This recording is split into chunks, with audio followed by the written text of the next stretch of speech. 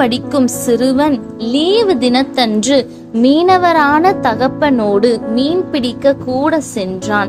அவர்களோடு வேலையாட்களும் இருந்தனர். அவர்கள் மீன்களை பிடித்து திரும்பும் வழியில் காற்று கடுமையாக இருந்ததினால் கடல் கொந்தளித்தது. படகு மோசமான நிலையை அடைந்தது. அனுபவம் உள்ள வேலையாட்கள் எல்லோரும் பயப்பட்டு கலங்க, சிறுவன் மட்டும் மகிழ்ச்சியோடு இருந்தான். சற்று நேரத்தில் தூங்கியும் விட்டான்.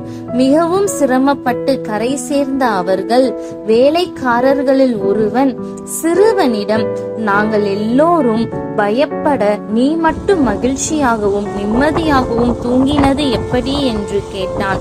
அதற்கு சிறுவன், அப்பா என்னோடு இருந்ததினால் அவர் எல்லாவற்றையும் சமாளிப்பார் என்ற நம்பிக்கையிலுமே மகிழ்ச்சியோடு இருந்ததாக கூறினான்.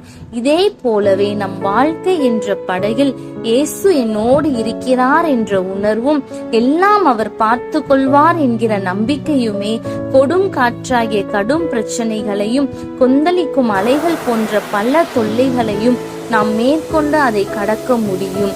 இயேசு எல்லா சூழ்நிலைகளையும் மாற்றி நம்மை அக்கறை கொண்டு சேர்ப்பார்.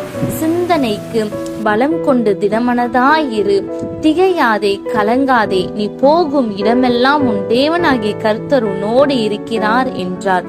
கொந்தளிப்பை அமர்ந்துகிறார், அதன் அலைகள் அடங்குகின்றது.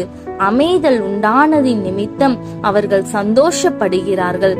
தாங்கள் நாட்டின துறைமுகத்தில் அவர்களை கொண்டு வந்து சேர்க்கிறார். ஆமேன்.